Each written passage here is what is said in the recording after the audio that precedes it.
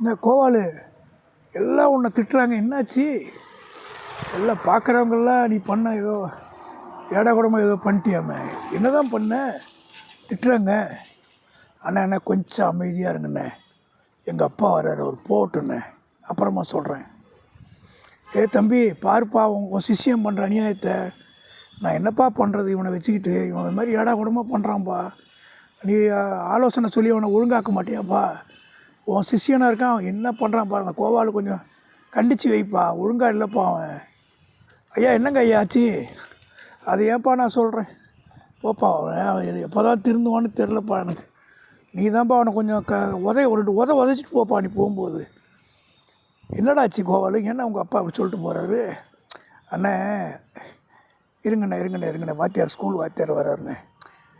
ரோட்டில் 4 பேர் வந்துகிட்டே தான் இருப்பாங்க, நடந்ததை சொல்லு. இல்லைப்பா அவ கொஞ்சம் இருங்கண்ணா. ஒரு என்ன தம்பி, கோவாலு கதையை கேட்டியா நீ? சார் என்ன சார் ஆச்சு? அவன் வாழுத்தனத்தை ஓவராக பண்ணுறான்ப்பா.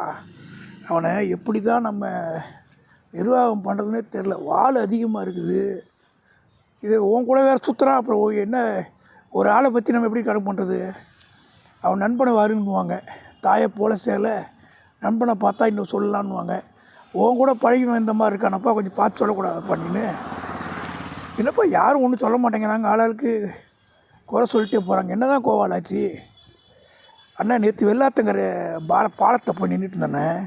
சரி, இப்போ வெள்ளம் வந்ததுனால தண்ணி நிறையா ஒரு 15 அடிக்கு மேலே போகுதாண்ணே? ஆமாம் போகுது.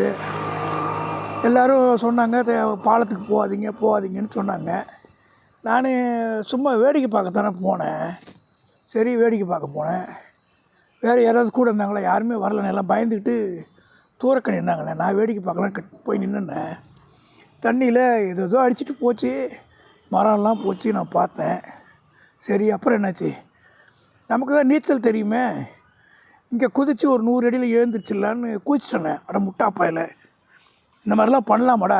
அறிவு இல்லாத வேலைலாம் பண்ணுறியாடா? இல்லைண்ணே, அப்புறம்தான் தெரியும் அந்த ஸ்பீடில் என் நீச்சல்லாம் வேலைக்கு ஆகலைன்னு.